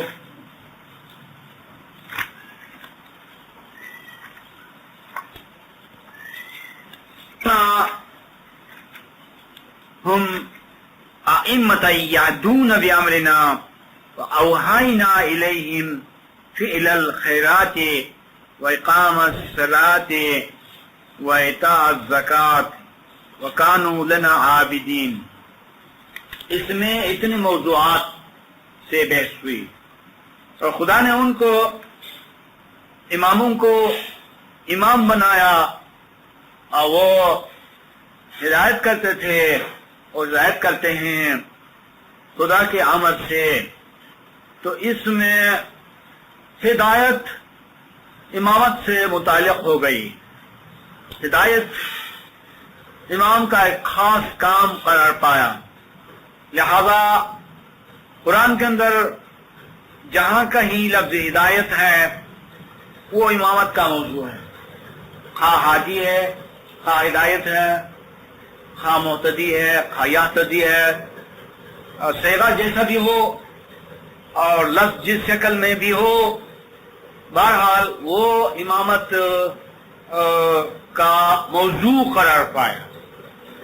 اور دوسرا موضوع جو ہے امر، لغوی معنی میں بھی اور اصطلاحی معنی میں بھی امر جو ہے وہ امامت سے متعلق ہے. امر بہت اونچا موضوع ہے، بلکہ کہنا چاہیے کہ امر سب سے آغاز میں آتا ہے اور سب سے آخر میں ہے. جیسا کہ ہم آپ سب مانتے ہیں کہ خداوند عالم نے امر سے اس کائنات کو وجود دیا، ایگزسٹنس میں لایا، اور اس کا امر کن تھا، ہو جا، تو یہ کائنات ہو گئی. اور ہمیشہ وہ جس چیز کو وجود دینا چاہتا ہے وہ فرماتا ہے کن، ہو جا، تو وہ چیز ہو جاتی ہے. یہ امر ہے، اس کو امر کہا جاتا ہے. امر کا مطلب فرمان، امر کے معنی حکم، اور امر کے معنی عالمی امر. وہ کیا عالمی امر کیا ہے؟ عالمی خلق، یہ دنیا جس میں جسمانی طور پر ہم ہیں، اور عالمی امر وہ دنیا جو ہماری روح کا وہ سر ہے، جس میں جسم نہیں ہے، وہاں پر روح ہی روح ہے، اور ہر چیز روحانی شکل میں. جس طرح عام زبان میں ہم کہتے ہیں دو جہان، ایک یہ جہان جو مادیت کی دنیا ہے، ایک وہ جہان جو روحانیت کا عالم ہے، اس کو امر کہا جاتا ہے. تو وہ عالم امر پورے کا پورا امامت کے موضوع سے کنسرن ہو گیا. اور کن فیکون بھی، بس قرآن میں جہاں کہیں بھی لفظ امر آ جائے تو وہ امامت کا موضوع قرار پائے گا. اور لفظ ہدایت بھی، اس کے بعد لفظ وحی بھی، اس کے بعد خیر بھی، نیکی خیرات، یہ امامت کے موضوع میں آ گیا. اس کے بعد صلاۃ بھی، جو دعا بھی ہے، نماز بھی ہے اور صلوات بھی ہے. اس کے بعد زکوٰۃ بھی، اس کے بعد عبادت بھی. تو یہ سارے موضوعات امامت کے موضوعات میں آ گئے. جب ہم ان موضوعات کو چھیڑیں گے تو اس وقت ہمیں یاد ہونا چاہیے کہ یہ سارے موضوعات ایک ایسی آیت کے اندر مذکور ہیں جو کہ وہ آیت امامت سے متعلق ہے. اور یہ اس لیے کہ امام ہدایت کرتا ہے، امام امر کرتا ہے، اس لیے کہ وہ صاحب امر ہے، اس لیے کہ امام سے خدا مخاطب ہے، اس لیے کہ امام جو کچھ کام کرتا ہے وہ خیر ہے، نیکی ہے، اس لیے کہ نماز بھی وہی نماز ہے جو امام کرتا ہے یا امام بتاتا ہے، چونکہ نماز امام سے کنسرن ہے. نماز کسی فرد بشر سے کنسرن نہیں ہے. نماز کا نمونہ، نماز کا ذمہ دار، نماز کا ڈیمانسٹریشن بحکم قرآن امام ہے. اور زکوٰۃ بھی وہی زکوٰۃ ہے جو امام فرماتا ہے. اور زکوٰۃ دو ہے، ایک مالی ہے اور ایک علمی ہے. آپ بھول نہیں جانا جو ابھی میں نے آپ کو اصول دیا تھا. آپ کو اپنے استاد نے جو آپ کا بڑا خیرخواہ ہے، جو آپ کو چاہتا ہے، اس نے جو آپ کو اصول دیا ہے اس کو یاد رکھنا. کیا اصول تھا؟ چیزیں دو ہیں تو ان میں سے بڑی چیز کا ذکر ہوتا ہے، تو چھوٹی چیز کا ذکر خود بخود اس میں آ جاتا ہے. زکوٰۃ دو ہیں تو قرآن کے اندر ذکر تو ایک آتا ہے لیکن اس میں دو زکوٰۃ ہیں. ایک ذکر کافی ہے، زکوٰۃ دیتا ہے، علمی زکوٰۃ دیتا ہے، روحانی زکوٰۃ دیتا ہے. علمی زکوٰۃ کیا ہے؟ علمی زکوٰۃ یہ ہے کہ امام پیر کو دیتا ہے اور پیر مریدوں کو دیتا ہے، تو ہر شخص علمی زکوٰۃ دیتا ہے. آپ بھی اپنے طور سے علمی زکوٰۃ دیتے ہیں. کیا زکوٰۃ پاکیزگی کا نام نہیں ہے؟ کیا علمی زکوٰۃ کے دینے سے پاکیزگی نہیں ہوتی ہے؟ دونوں طرف پاکیزگی ہوتی ہے. زکوٰۃ لینے والے کی بھی پاکیزگی ہوتی ہے چونکہ یہ زکوٰۃ ہے، پاکیزگی اس کا نام ہے، اور زکوٰۃ دینے والے کی بھی پاکیزگی ہوتی ہے. یہ علمی زکوٰۃ کی بات ہے. اور اسی طرح جسمانی اور مالی زکوٰۃ کے دینے میں بھی پاکیزگی ہوتی ہے. اور زکوٰۃ کا لینے والا اگر حقدار ہے اور صحیح ہے تو اس کی بھی پاکیزگی ہوتی ہے. اگر امام کے حکم کے مطابق کوئی زکوٰۃ لیتا ہے تو اس کی بھی پاکیزگی ہوتی ہے. اور امام کے حکم کے مطابق جو زکوٰۃ دیتا ہے مالی زکوٰۃ، اس کی پاکیزگی ہو جاتی ہے. تو زکوٰۃ دو ہیں. اس میں امام کے تحت دو قسم کی زکوٰۃ کا کام چلتا ہے، اور امام کے حکم کے مطابق، امام کی تجویز کے مطابق، کیونکہ خدا نے اس کو مقرر کیا ہے تو عبادت ہوتی ہے، اس لیے امامت کے موضوع میں عبادت کا بھی ذکر آیا. یہاں پر ایک اور آیت سامنے ہے جو امامت سے متعلق ہیں، اور وہ یہ ارشاد باری ہے: یوم ندعو کل اناس بامامہم فمن اوتی کتابہ بیمینہ فاولئک یقرؤون کتابہم ولا یظلمون فتیلا. جس دن کہ ہم ہر زمانے کے لوگوں کو ان کے امام کے ساتھ بلائیں گے، پس جس کسی کو اعمال نامہ داہنی طرف سے ملے تو وہ اپنے اعمال نامہ کو بڑی خوشی سے پڑھیں گے اور ان پر ریشہ برابر ظلم نہیں کیا جائے گا. ومن کان فی ہذہ اعمیٰ فہو فی الآخرۃ اعمیٰ وأضل سبیلا. اور جو اس دنیا میں اندھا رہے تو وہ آخرت میں بھی اندھا ہی رہے گا، اور اس کی وجہ یہ ہوگی کہ وہ دور کا گمراہ ہوگا، یعنی وہ دور کی گمراہی میں مبتلا ہوا ہوگا، اور جس کے نتیجے میں وہ دنیا میں اندھا ہوگا، اور جو دنیا میں اندھا ہو وہ قیامت میں بھی اندھا ہوگا. اب اس آیت کی تشریح کرتے ہیں.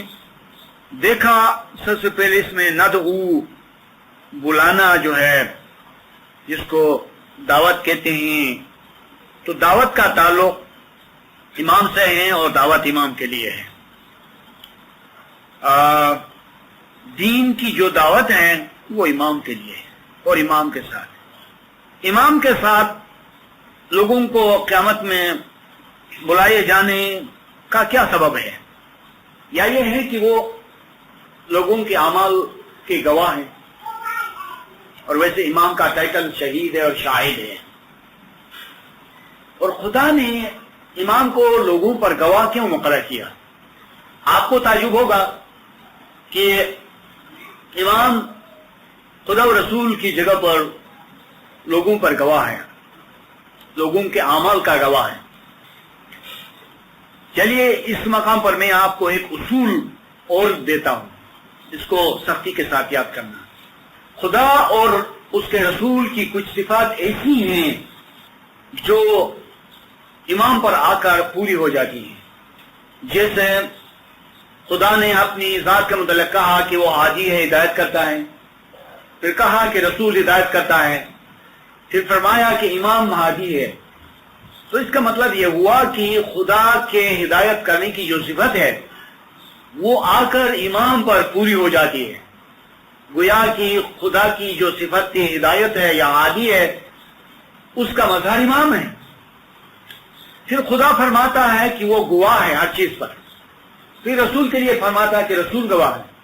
پھر امام کے لیے کہا جاتا ہے کہ امام گواہ ہے. تو اس کا مطلب یہ ہوا کہ خدا و رسول کے گواہ ہونے کی جو صفت ہے وہ آ کر امام پر پوری ہو جاتی ہے. پھر خدا نے اپنے متعلق کہا کہ میں نور ہوں. پھر رسول کے بارے میں فرمایا کہ تو نور ہے. پھر رسول سے فرمایا کہ تو نور مقرر کر مومنین کے لیے. تو یہ امام کے نور کی بات ہو گئی آخر میں. اس کے یہ معنی ہے کہ خدا جہاں نور ہے وہ اس معنی میں نور ہے کہ اس کا رسول نور ہے، اور جہاں رسول نور ہے اس کا مطلب یہ ہے کہ امام نور ہے. تو امام پر آ کر خدا و رسول کے نور ہونے کی صفت پوری ہو جاتی ہے. بس وہ اصول جو میں آپ کو دینا چاہتا ہوں یہ ہے کہ کچھ نام خدا، رسول اور امام کے مشترک ہیں کہ وہ نام خدا کے لیے بھی ہیں، رسول کے لیے بھی ہے اور امام کے لیے بھی ہیں. ان میں سے ایک یہ کہ گواہ جو لفظ ہے نا جس کو شہید اور شاہد کہا جاتا ہے یہ مشترک نام ہے خدا، رسول اور امام ہے. لیکن خدا گواہ ہے تو خدا کا جو تصور ہے وہ انسان کی رسائی سے برتر ہے. رسول گواہ ہے لیکن رسول ایک محدود وقت میں تھے. امام گواہ ہے. یہ صحیح ہے کہ امام ہر زمانے میں دنیا ہے. تو اس لیے میں نے کہا تھا کہ خدا کی بعض صفات، رسول کی بعض صفات ایسی ہیں کہ امام پر آ کر پوری ہو جاتی ہے اور امام کے تھرو سے، امام کے توسط سے خدا و رسول کے یہ نام پورے ہو جاتے ہیں. اور یہی وجہ ہے کہ امام نے فرمایا کہ وہ خدا کے بزرگ نام ہیں. آپ ان مثالوں سے دیکھتے ہیں کہ خدا کی بہت سی صفات، رسول کے بہت سے نام امام پر آ کر مکمل ہو جاتے ہیں.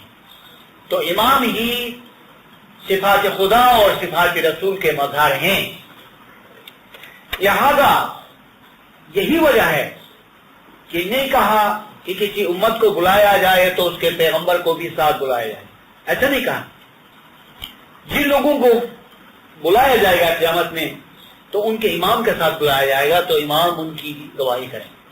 اور دوسری وجہ یہ ہے کہ امام کی پہچان لوگوں پر فرض تھا. لوگوں نے امام کو نہیں پہچانا تو پھر اس عدالت کے لیے اور پوچھ گچھ کے لیے ان لوگوں کو امام کے ساتھ بلایا جائے. لیکن کیا ہوگا یہ کہ جو دنیا میں اندھا ہے وہ قیامت میں بھی اندھا رہے گا. اب دیکھیں اس میں کوئی تعصب کی بات نہیں ہے، غلط بیانی کی کوئی ضرورت نہیں ہے.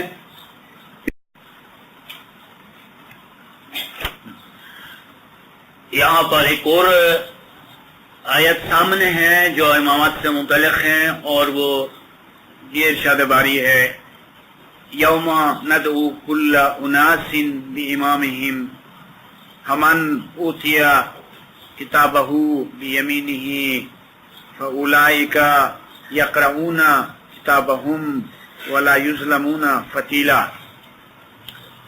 جس دن کہ ہم ہر زمانے کے لوگوں کو ان کے امام کے ساتھ بلائیں گے، پس جس کسی کو عمل نامہ دائیں طرف سے ملے تو وہ اپنے عمل نامہ کو بڑی خوشی سے پڑھیں گے اور ان پر ریشہ برابر ظلم نہیں کیا جائے گا. ومن كان في هذه أعمى فهو في الآخرة أعمى وأضل سبيلا.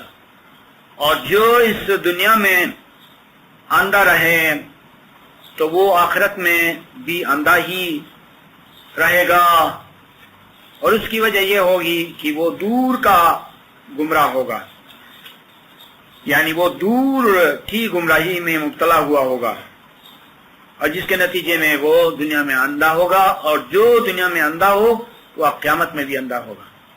اب اس آیت کی تشریح کرتے ہیں، دیکھا سب سے پہلے اس میں ندعو بلانا جو ہے جس کو دعوت کہتے ہیں، تو دعوت کا تعلق امام سے ہے اور دعوت امام کے لیے ہے۔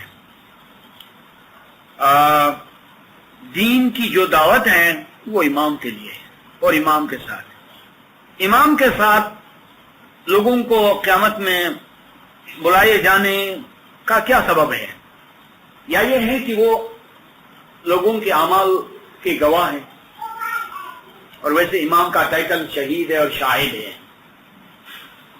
اور خدا نے امام کو لوگوں پر گواہ کیوں مقرر کیا؟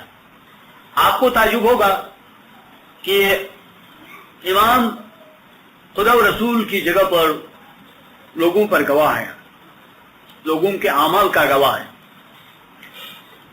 چلیے اس مقام پر میں آپ کو ایک اصول اور دیتا ہوں، اس کو سختی کے ساتھ یاد کرنا۔ خدا اور اس کے رسول کی کچھ صفات ایسی ہیں جو امام پر آ کر پوری ہو جاتی ہیں، جیسے خدا نے اپنی ذات کے متعلق کہا کہ وہ ہادی ہے، ہدایت کرتا ہے، پھر کہا کہ رسول ہدایت کرتا ہے، پھر فرمایا کہ امام ہادی ہے۔ تو اس کا مطلب یہ ہوا کہ خدا کے ہدایت کرنے کی جو صفت ہے وہ آ کر امام پر پوری ہو جاتی ہے، گویا کہ خدا کی جو صفت کی ہدایت ہے یا ہادی ہے اس کا مظہر امام ہے۔ پھر خدا فرماتا ہے کہ وہ گواہ ہے ہر چیز پر، پھر رسول کے لیے فرماتا ہے کہ رسول گواہ ہے، پھر امام کے لیے کہا جاتا ہے کہ امام گواہ ہے۔ تو اس کا مطلب یہ ہوا کہ خدا و رسول کے گواہ ہونے کی جو صفت ہے وہ آ کر امام پر پوری ہو جاتی ہے۔ پھر خدا نے اپنے متعلق کہا کہ میں نور ہوں، پھر رسول کے بارے میں فرمایا کہ تو نور ہے، پھر رسول سے فرمایا کہ تو نور مقرر کر مومنین کے لیے۔ تو یہ امام کے نور کی بات ہو گئی آخر میں۔ اس کے یہ معنی ہے کہ خدا جہاں نور ہے وہ اس معنی میں نور ہے کہ اس کا رسول نور ہے، اور جہاں رسول نور ہے اس کا مطلب یہ ہے کہ امام نور ہے، تو امام پر آ کر خدا و رسول کے نور ہونے کی صفت پوری ہو جاتی ہے۔ بس وہ اصول جو میں آپ کو دینا چاہتا ہوں یہ ہے کہ کچھ نام خدا، رسول اور امام کے مشترک ہیں کہ وہ نام خدا کے لیے بھی ہیں، رسول کے لیے بھی ہیں اور امام کے لیے بھی ہیں۔ ان میں سے ایک یہ کہ گواہ جو لفظ ہے نا، جس کو شہید اور شاہد کہا جاتا ہے، یہ مشترک نام ہے خدا، رسول اور امام ہے۔ لیکن خدا گواہ ہے تو خدا کا جو تصور ہے وہ انسان کی رسائی سے برتر ہے۔ رسول گواہ ہے لیکن رسول ایک محدود وقت میں تھے۔ امام گواہ ہے، یہ صحیح ہے کہ امام ہر زمانے میں دنیا ہے۔ تو اس لیے میں نے کہا تھا کہ خدا کی بعض صفات، رسول کی بعض صفات ایسی ہیں کہ امام پر آ کر پوری ہو جاتی ہیں، اور امام کے تھرو سے، امام کے توسط سے خدا و رسول کے یہ نام پورے ہو جاتے ہیں۔ اور یہی وجہ ہے کہ امام نے فرمایا کہ وہ خدا کے بزرگ نام ہیں۔ آپ ان مثالوں سے دیکھتے ہیں کہ خدا کی بہت سی صفات، رسول کے بہت سے نام امام پر آ کر مکمل ہو جاتے ہیں۔ تو امام ہی صفات خدا اور صفات رسول کے مظہر ہیں۔ لہذا یہی وجہ ہے کہ نہیں کہا کہ کسی امت کو بلایا جائے تو اس کے پیغمبر کو بھی ساتھ بلایا جائے، ایسا نہیں کہا۔ جن لوگوں کو بلایا جائے گا قیامت میں تو ان کے امام کے ساتھ بلایا جائے گا، تو امام ان کی گواہی کریں۔ اور دوسری وجہ یہ ہے کہ امام کی پہچان لوگوں پر فرض تھا، لوگوں نے امام کو نہیں پہچانا، تو پھر اس عدالت کے لیے اور پوچھ گچھ کے لیے ان لوگوں کو امام کے ساتھ بلایا جائے۔ لیکن کیا ہوگا یہ کہ جو دنیا میں اندھا ہے وہ قیامت میں بھی اندھا رہے گا۔ اب دیکھیں، اس میں کوئی تعصب کی بات نہیں ہے، غلط بیانی کی کوئی ضرورت نہیں ہے۔ پہلے امام کا ذکر آتا ہے اور امام کے ساتھ قیامت کے دن لوگوں کو بلانے کا ذکر آتا ہے، اس کے بعد ایک دم سے لوگوں کے اندھے پنے کا ذکر آتا ہے۔ تو ظاہر بات ہے اور حدیث سے بھی ثابت ہے کہ جو لوگ دنیا میں امام سے اندھے ہیں یہی لوگ قیامت کی تمام نعمتوں سے بھی اندھے رہیں گے. یہ بہت سخت بات بھی ہے اور بہت بڑی بات بھی ہے. لہذا امامت کے موضوع میں اس آیت کے بموجب قیامت کا جو دن ہے وہ امامت کے موضوع میں آ گیا. دعوت جو ہے وہ امامت کے موضوع میں آ گیا. اور ہر زمانے کے جو لوگ ہیں وہ امامت کے موضوع میں آ گئے. جو اعمال نامہ ہے وہ بھی امامت کے موضوع سے متعلق ہو گیا. اور جو کتاب ہے وہ خود بخود امامت کے موضوع میں آ گیا. ظلم کا ذکر اس سے پہلے ہو چکا ہے. اور پھر بصیرت یعنی دل کی آنکھ کا کھل جانا یہ بھی امامت کے موضوع میں آ گئی. اور اندھاپن جو ہے وہ بھی امامت کے موضوع میں آ گیا. اور گمراہی جو ہے یہ بھی امامت کے موضوع کے تحت آ گئی. اور سبیل جو ہے راستہ، چونکہ ہدایت کا تعلق رستے سے ہے اور امام وہ ہے جو رستے سے لوگوں کو چلا کر خدا سے ملوا لیتا ہے، تو اس لیے راستہ جو ہے وہ بھی امامت کے موضوع سے متعلق ہو گیا. اب ہم اس کے بعد کی آیت کو لیتے ہیں. یہاں پر ایک آیت اور امامت سے متعلق ہے.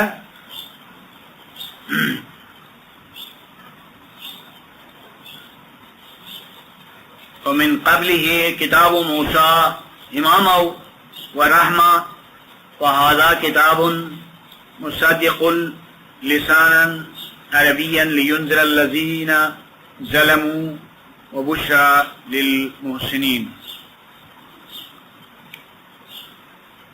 اور رسول سے بیشتر موسیٰ کی کتاب تھی جو امام تھی اور رحمت تھی.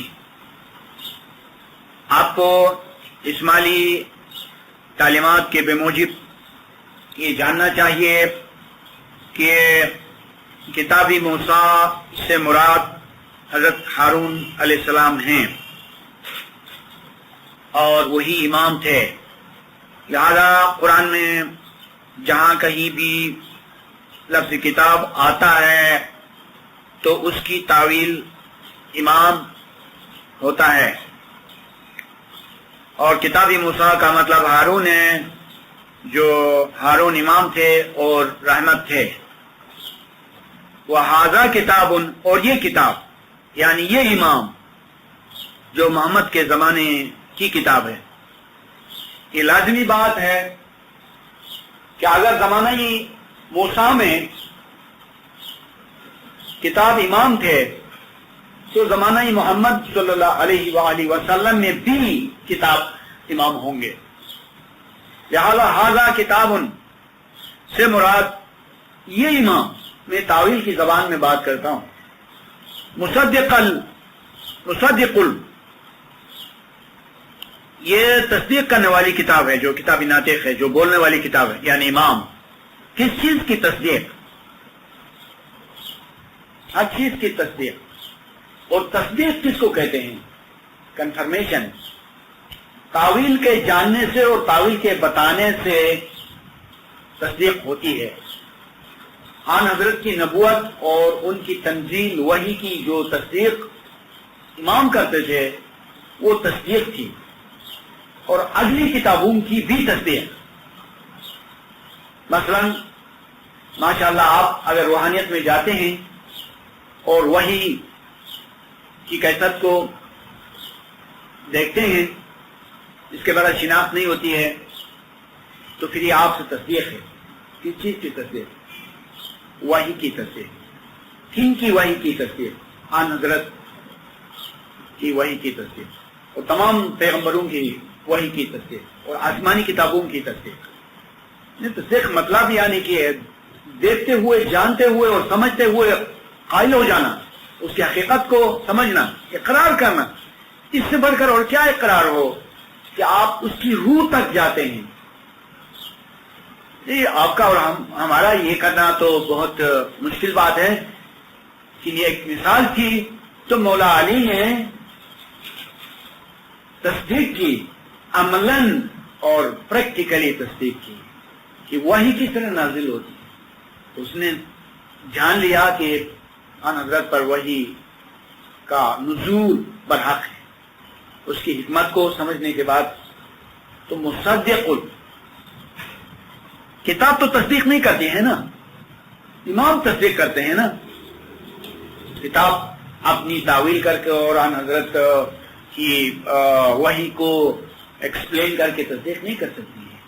جب تک ہم یہ نہیں مانے کہ کتاب سے مراد امام ہے اور امام ہی تصدیق کرتے ہیں، اور امام کا ایک ٹائٹل صدیق ہے، تصدیق کرنے والا اور بڑا تصدیق کرنے والا، صدیق اکبر، یہ علی کا ٹائٹل ہے. لسان عربی، عربی زبان میں ہے. مولا علی عربی زبان میں تھے. اور اس کی ایک اور تعویل بھی ہے، لسان عربی، یہ دیسی زبان میں، اپنی زبان میں، مادری زبان میں جب کسی پر روحانی واقعات گزرتے ہیں تو اس کی مادری زبان میں واقعات گزرتے ہیں. عربی اپنی زبان کو کہتے ہیں. عربی کے دو معنی ہیں، ایک خاص ملک ہے اس کی زبان، اور اس کی لغوی وضاحت یہ کہ اپنی زبان، یعنی ہر کسی کو امام جو ملتا ہے وہ اپنی زبان میں گفتگو کرتا ہے اور تصدیق اپنی زبان میں ہوتی ہے. لِيُنذِرَ الَّذِينَ ظَلَمُوا، تاکہ جن لوگوں نے امامت کے معاملے میں ظلم کیا ان کو ڈرائیں.